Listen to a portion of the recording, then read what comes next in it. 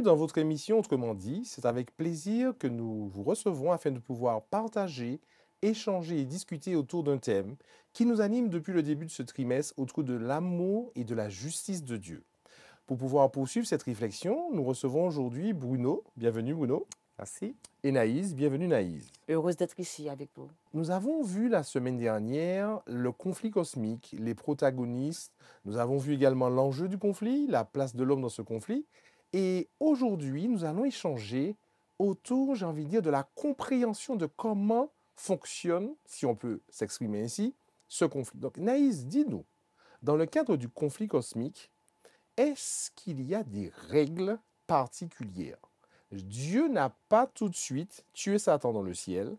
Il ne l'a pas tué lorsqu'il était sur terre. Pourquoi? Comment ce conflit se déroule-t-il? Alors, pour tout conflit, il faut qu'il y ait des règles.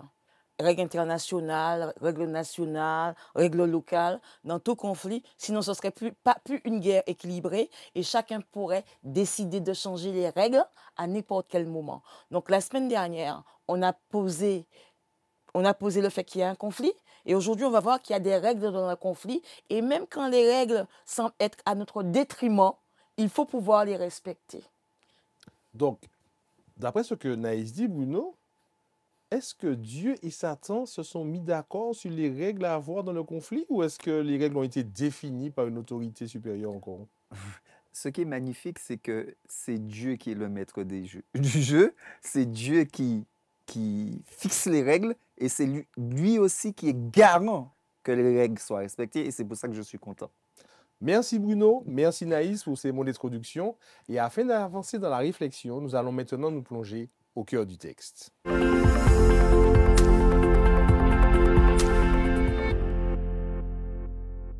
La Bible nous parle d'un homme appelé Job qui vivait a priori dans des temps reculés et qui pourrait peut-être, Bruno va nous confirmer cela ou pas, nous aider à comprendre le conflit. Alors déjà Bruno, qui était Job? La Bible dit de Job que c'était un homme intègre et droit. Qui dit ça de lui? C'est lui ou... Nous allons prendre Job 1, verset 1. Très bien. Qui dit: il y avait dans le pays d'Uz un homme qui s'appelait Job. Et cet homme était intègre et droit. Il craignait Dieu et se détournait du mal. Donc là, c'est l'introduction du livre. Mais quand nous lisons plus tard, nous allons voir que, en fait, que Dieu lui-même dit cela de Job. Donc ça nous montre que ce n'est pas quelqu'un qui nous dit, non, c'est Dieu lui-même qui dit cela de Job, en fait. Que c'était un homme intègre et droit, craignant Dieu. Et c'est ce qui est fort, c'est que quand nous regardons, pour nous montrer à quel point Job craignait Dieu, respectait Dieu, on nous dit que quand ses filles et ses fils donnaient des festins, que Job se disait, si toutefois mes enfants ont un péché, il ferait un holocauste. C'est pour nous dire quelle qualité, quelle relation que Job entretenait avec Dieu. Job était-il juif? Job était un croyant. Il avait la foi en Dieu. Il était juif ou pas, Bruno? Tu ne veux pas me répondre. Est-ce que Job était juif? Parce qu'on peut penser parfois que Oui. Notre religion, notre éducation nous permet d'avoir un tracé un peu plus simple. Oui. Job, a priori, il était juif ou pas? Enfin, est-ce que la Bible nous dit...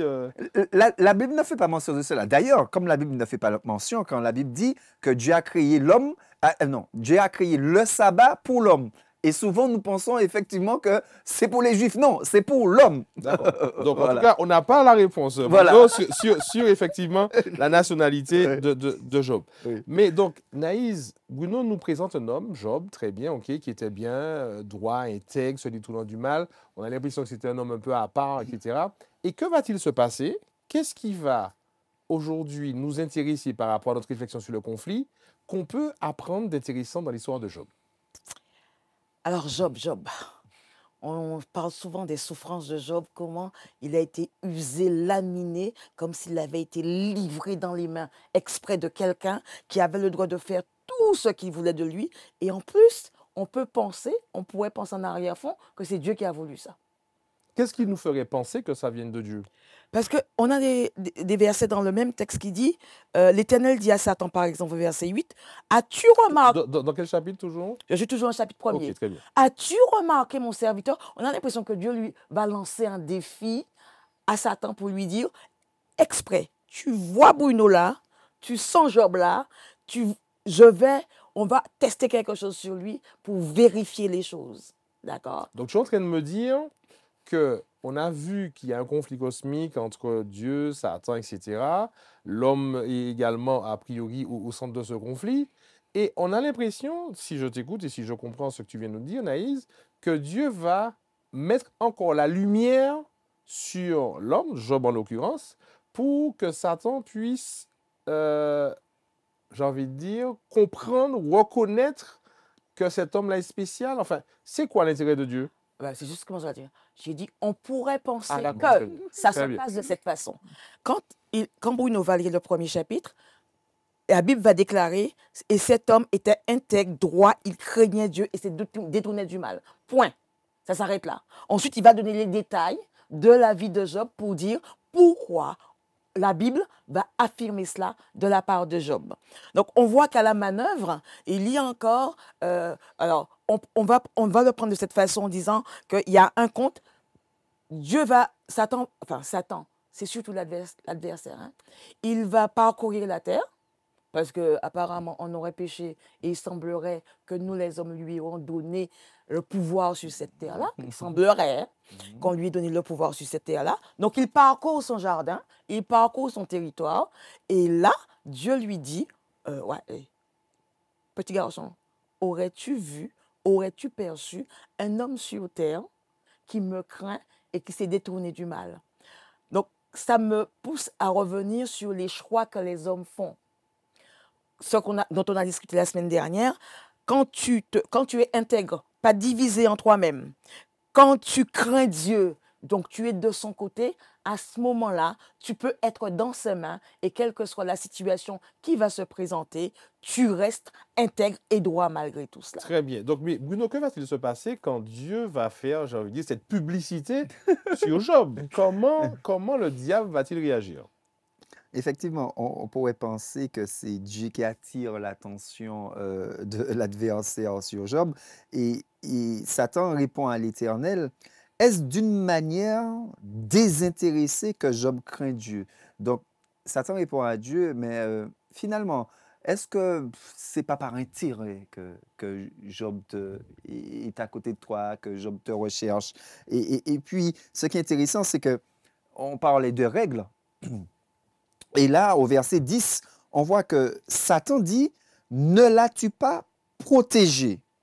Lui, sa maison, tout ce qui est à lui. Et l'information qui est importante, c'est après, il dit, tu as béni l'œuvre de ses mains et ses troupeaux couvrent le pays. En d'autres termes, Satan ne découvre pas Job. Au moment où Dieu lui dit... Est-ce qu'il l'a remarqué? Ouais, Il l'avait déjà remarqué. Il l'avait déjà remarqué.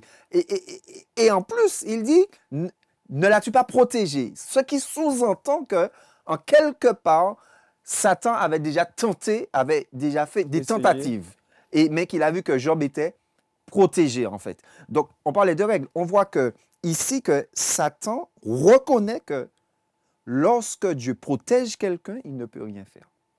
Donc, Dieu et Satan sont en train de discuter de l'homme. Et a priori, Dieu et Satan observent les hommes sur terre. Nous sommes sous, j'ai envie de dire, le regard à la fois de Dieu et de Satan. Chacun observe un peu nos réactions, nos décisions, Exactement, nos choix. Tout à fait. Et on poursuit l'histoire, Naïs. Dieu va donc permettre à Satan de toucher Job. Comment Dieu peut-il autoriser le diable à nous faire du mal? Alors, Dieu autorise Satan à toucher Job. En fait, Satan, c'est un menteur. OK? Le diable, le calomniateur, père du mensonge. Il dit à Dieu, en fait, là, tu as mis des règles là pour dire aux hommes qu'il faut qu'ils choisissent librement. Et moi, je m'aperçois que brusquement, tu as changé les règles. Et pour Job, tu l'as protégé, tu lui as donné. Et c'est pour ça qu'il ne, même si je le tente, il ne tombera pas.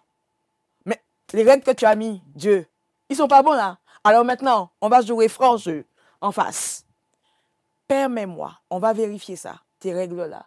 Permets-moi de le toucher, tu verras que personne ne t'aime si ce n'est pour ce que tu leur donnes et que tu Exactement. leur octroies et pour la protection que tu leur donnes. Donc, on va vérifier. Voilà ce qui est posé sur la table. Je suis menteur, je peux changer les règles quand je veux, mais toi, Dieu, tu n'as pas le droit de le faire.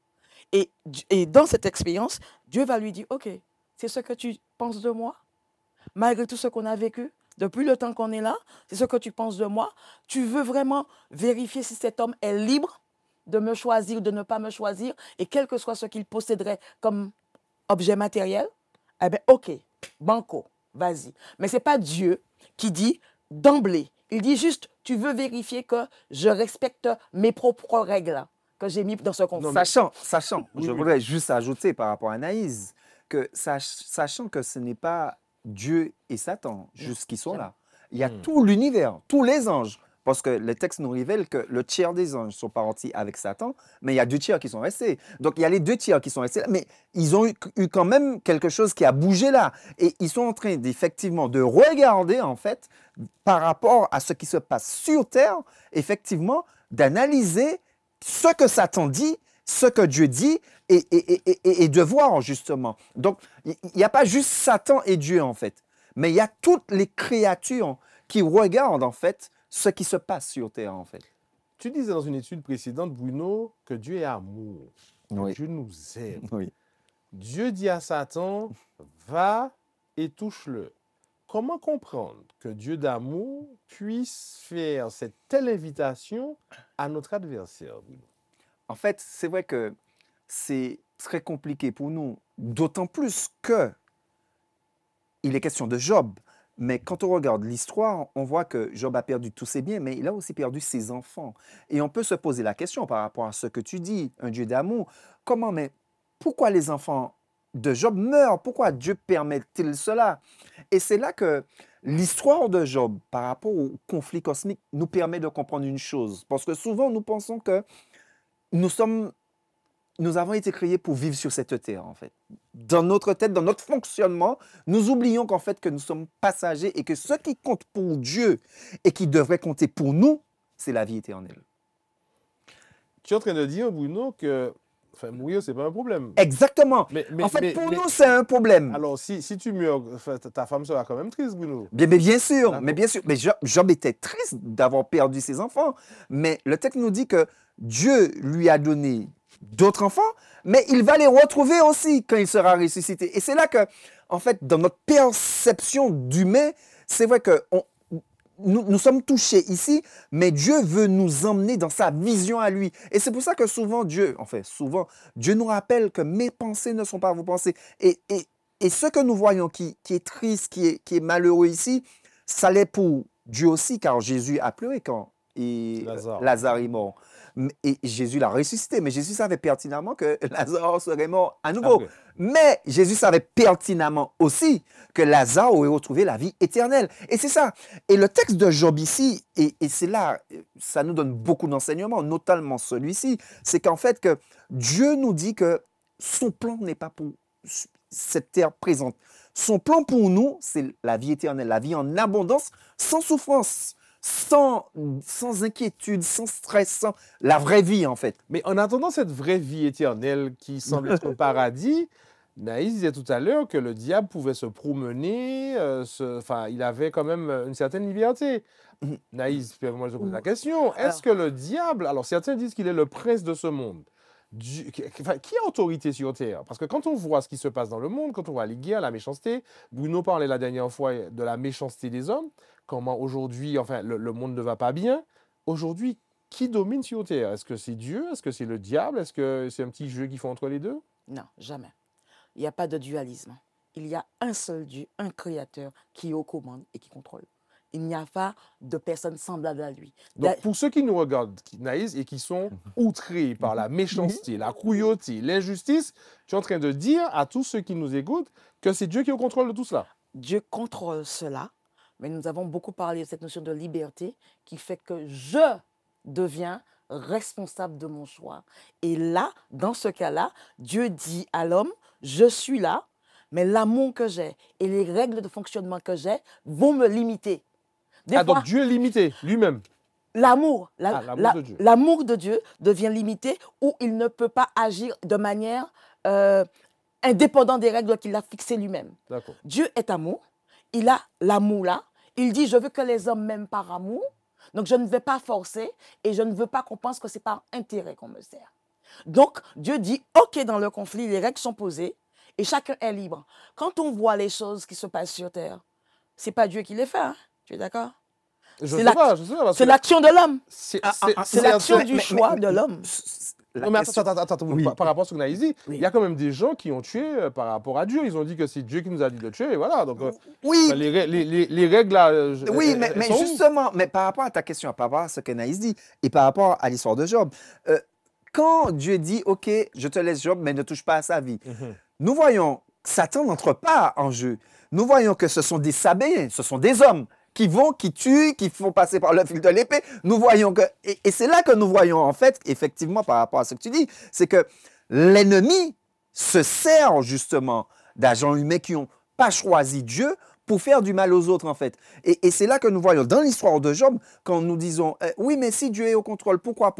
Nous voyons qu'en fait, que Dieu permet certaines choses, justement, par rapport au libre arbitre, c'est-à-dire que j'ai décidé de faire le mal, Dieu ne va pas m'en empêcher, mais je vais payer les conséquences. Mais j'ai fait le choix, Dieu nous laisse le choix. Et souvent, à la question d'Elisha, il lui disait, mais en fait que... Est-ce que Dieu existe? Est-ce que Dieu existe exactement? Et il disait que c'est parce qu'il n'y a pas Dieu qui a la guerre, etc. en fait. Et nous voyons qu'effectivement, et Dieu a laissé une certaine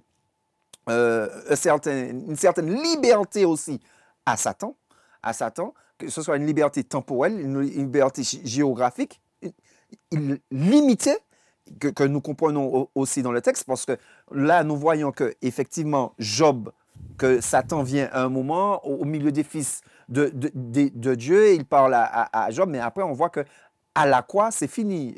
Satan ne peut plus venir et puis discuter. D'accord, mais Bruno, je rebondis sur ce que tu viens de dire. Donc, tu as dit, alors, Naïs a dit tout à Oui. l'heure que Dieu était effectivement limité par rapport à cette liberté qu'il nous a donnée. Et des règles. Par rapport aux règles qu'il a fixées. Très bien. Alors, première question, Naïs, est-ce que le diable est limité? Le diable, alors, Apocalypse 12, il est descendu vers nous avec tout ce qu'il possédait. Et c'est où quand je dis que Dieu est au contrôle de sa création. Oui, non, mais je parle dans son action, dans ce conflit-là. Est-ce que le diable, il a des limites qui lui sont fixées? Oui, il a les limites qui lui sont fixées. Il a les limites de mon choix qui lui sont fixées. Très bien. Dans Ok. mon action. Donc, le Dieu est limité par rapport à notre libre arbitre, par rapport à les règles qu'il a fixées. Le diable aussi est limité, Mais Dieu le limite aussi. mais Dieu le limite aussi. Oui, ça D'accord. c'est clair et net. Donc, Dieu va décider avec Job. On le voit dans l'histoire de Job. Tout à fait. Donc, Job, tu as dit en introduction, Bruno, qu'il était intègre et droit. Oui. Tu as dit dans une précédente étude qu'on fait les choix. Normalement, si Job choisit Dieu, sa vie doit rouler tranquille. Il ne Oui. doit pas avoir de problème, on ne doit pas tuer ses enfants, etc. Donc, même quand je choisis Dieu, je ne suis pas à l'abri de difficultés, de problèmes, de morts, de maladies, alors que normalement, le diable est censé être limité. Enfin, là, Bruno, il faut que tu m'éclaires parce que ça devient compliqué. Comment Job, un homme intègre et droit qui craint Dieu, a subi tant d'épreuves, alors que justement, il avait fait le choix, comme tu disais, de suivre Dieu. Normalement, il aurait dû être protégé. Ce qui nous permet de comprendre ça, c'est Hébreux 11. Hébreux 11 à partir du verset 32. Et que dirais-je encore? Car le temps me manquerait pour parler de Gédéon, de Barak, de Samson, de Jephthé, David. Verset 33. Et qui par la foi vainquirent des royaumes et exercèrent la justice, obtinrent des promesses. Éteignant les puissances. Non, j'ai pris trop haut. On va aller jusqu'à 36. Oui, verset 36. Hébreux 11, 36, qui dit « D'autres subirent les moqueries, le fouet, les chaînes et la prison. Ils furent lapidés, sciés, torturés, ils moururent tués par l'épée, ils allèrent çà et là, vêtus de peau de brebis et de peau de chèvre, dénués de tout, persécutés, maltraités, eux dont le monde n'était pas digne, errant dans les déserts et les montagnes, dans les cavernes et les autres de la terre. » Tout cela, à la fois desquels il a été rendu témoignage, n'ont pas obtenu ce qui leur avait été promis. Dieu ayant en vue quelque chose de meilleur pour nous, afin qu'ils ne parvinssent pas sans nous à la perfection. On en revient. Dieu, la visée de Dieu pour nous, c'est pas que nous soyons bien sur cette terre éphémère, mais c'est que Quand même nous un petit peu. c'est que nous ayons la vie éternelle. D'accord. Donc, en fait, même si on vit une nuit qui n'est pas intéressante ici, c'est pas grave. Tant que tu as la vie éternelle. D'accord. Pour Dieu, en fait, c'est difficile pour nous parce que nous vivons actuellement, présentement sur Terre et nous voyons beaucoup d'images. On va parler un petit peu informatique sur Instagram où les gens nous montrent des photos, qu'ils ont l'air heureux, qu'ils ont l'air contents. Mais en fait, Dieu nous dit que la vraie paix, la vraie liberté, la vraie joie, c'est quand nous serons avec lui. C'est certes ici. Il y a des gens qu'on a l'impression qu'ils vivent, qui sont bien, mais qui ne dorment pas la nuit dans leur Mais vie. on peut commencer à vivre heureux ici-bas, peut-être, non? Da- Avec et, Dieu. et c'est pour ça que Jésus nous dit, je vous donne ma paix, pas celle que le monde vous donne. Qui veut dire que la paix, même dans la souffrance. Ça, il y a tellement de... Je peux comprendre Dominique quand il te dit, mais finalement, ce que tu me dis là, c'est un futur. Voilà, Je ne sais c'est-à-dire, pas si je vais Oui, y non, mais c'est accéder, pour ça. alors qu'aujourd'hui, qu'est-ce qui me reste et qu'est-ce qui va me permettre de tenir et d'aller jusqu'au bout du truc si Dieu lui-même ne peut pas protéger ceux qui croient en lui. Mais justement, j'allais dire juste une chose. Ce qui est arrivé à Job ne va pas arriver à Dominique, ne va pas m'arriver. je ne suis pas sûr d'être là. Ne va Parce pas que quand même- arriver à Anaïs. Par contre, nous serons tous éprouvés à la même force que Job. C'est-à-dire que ce qui, moi, m'éprouve, c'est pas ce qui va t'éprouver, Dominique. Ce qui éprouve Naïs, c'est pas ce qui va m'éprouver. Mais l'enjeu, on parlait d'enjeu, du grand conflit. L'enjeu, c'est de ce qui était perdu dans le ciel, ce qui était perdu dans le jardin d'Éden, c'est la confiance en Dieu. Et c'est ce que Dieu veut restaurer. Et c'est pour ça que Dieu ne va pas permettre que tout soit blanc, tout comme au ciel. Dieu ne veut pas que ce qui s'est passé au ciel se réitère. Donc Dieu va permettre qu'effectivement que tous puissent faire son choix définitif en connaissance de cause. Un choix qui aujourd'hui va Avoir des répercussions. éternel. Merci Bruno, merci Naïs pour ces éléments autour de ce texte sur Job. Nous allons maintenant voir comment mettre en application dans notre vie avec des clés pour aujourd'hui.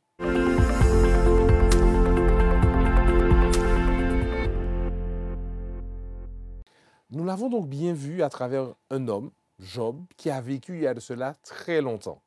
Mais Naïs, Job n'est plus. Aujourd'hui, c'est Bruno, c'est toi, c'est moi. Est-ce qu'il est encore possible au diable d'agir dans notre vie comme ça a été le cas pour Job? Conflit veut dire de force. Bien, mal. Quel est le capitaine de l'équipe que j'ai choisi? Mais le capitaine de l'équipe qui est Dieu, que nous aurions choisi, nous, dit que ce que je te promets, toi, c'est de te restaurer, et que le jeu que nous jouons est clair. Le temps est défini, les arbitres sont définis, les règles sont définies. Et si toi, ta confiance et ta foi est sur moi, malgré ce que tu traverses, tu comprendras que je ne suis pas l'auteur.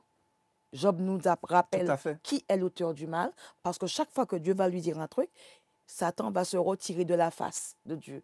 Et quand tu te retires de la face de Dieu, tu ne peux faire que ce qui est contraire à ce que Dieu est. En fait, amour, liberté, sécurité, vérité également. Donc, il va se servir de cela. Et dans ce monde, on a du mal à le comprendre. Bruno, toi qui sembles avoir déjà cheminé avec Dieu, est-ce qu'il t'est arrivé d'avoir eu l'impression que le diable avait pris le dessus et que Dieu ne t'avait pas suffisamment protégé? Euh, honnêtement, non. Ah, ben c'est bien ça. Non. Pourquoi? Parce que quand on prend conscience que nous sommes dans le grand conflit, en fait, il y a certaines réalités qu'on voit différemment. D'ailleurs, je me rappelle que quand je venais de me faire baptiser, en fait, j'ai eu une épreuve où j'étais dans une formation et quand je sors, je vois que ma voiture est cassée. Je me dis, OK, d'accord. Je regarde, je vois qu'on a cassé mon autoradio, on a volé mon autoradio. Dans ce temps-là, j'avais ce qu'on appelait un chargeur de CD. Il n'y a plus ça maintenant, c'est des MP3. En fait, on a pris tout ça et je me suis dit, punaise. Et je me suis senti violé, en fait. Non, Tu te dis sincèrement. pourquoi Dieu n'a pas protégé ta voiture? Et en fait, la petite chose, c'est que j'avais laissé de l'argent dans la Bible. C'est de l'argent qu'on m'avait remis parce que je n'avais pas eu d'accident. Et j'avais dit que si je n'ai pas eu d'accident, c'était la surtaxe qu'on m'avait remboursée. J'ai dit que c'était grâce à Dieu. Donc, j'aurais remis cela à Dieu en signe de reconnaissance. Et je me posais la question, est-ce que si quelqu'un avait vu de l'argent dans une Bible, est-ce qu'il l'aurait eu pris? Eh bien, j'ai eu ma réponse. Oui, il l'a. Et en fait, quand j'ai raconté ça aux gens, j'avais le sourire, je riais et les gens ne comprenaient pas pourquoi. J'étais en train de dire pourquoi? Parce qu'on m'avait dit, quand je venais de me faire baptiser, on m'avait dit, tu as reçu le baptême d'eau, sache que tu auras le baptême de feu. Et ça, c'est resté gravé là. Et je me suis dit, c'est que j'ai fait le bon choix. Et j'étais content de cette épreuve. Naïs, ça c'est l'expérience de Bruno, mais est-ce que toi, étant jeune, tu as pu expérimenter le fait de se dire, je reste fidèle, et malgré ça, j'ai le sentiment que, entre guillemets, ça ne fonctionne pas. L'expérience la plus marquante de ma jeune vie de personne qui rencontre en Dieu, c'est que je vais au bac, je suis... Alors, tous les professeurs sont confiants, les élèves, mes camarades sont confiants. Naïs a son bac.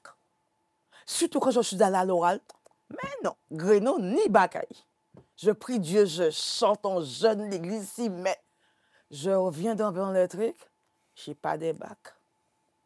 Il y a une voisine qui est à côté qui me dit, ah vous, toi, tu as prié, tu es avec Dieu soi-disant. Mon fils qui n'est pas avec Dieu a eu son bac. Et moi, et toi, tu ne l'as pas. Soit tu restes debout, il faut rester debout pour encaisser ça, parce qu'on est jeune dans cette rencontre, dans cette connaissance de comment Dieu fonctionne. Ouais. Et tu dis, ouais, mais quand même, il aurait pu faire quelque chose, quoi. Il a déjà fait tellement de choses. Pour Job, regarde ce qu'il fait. Pour David, regarde ce qu'il a fait. Pour Salomon, qu'est-ce qu'il a fait? Daniel, pourquoi pas moi? Il m'a dit qu'il était mon papa.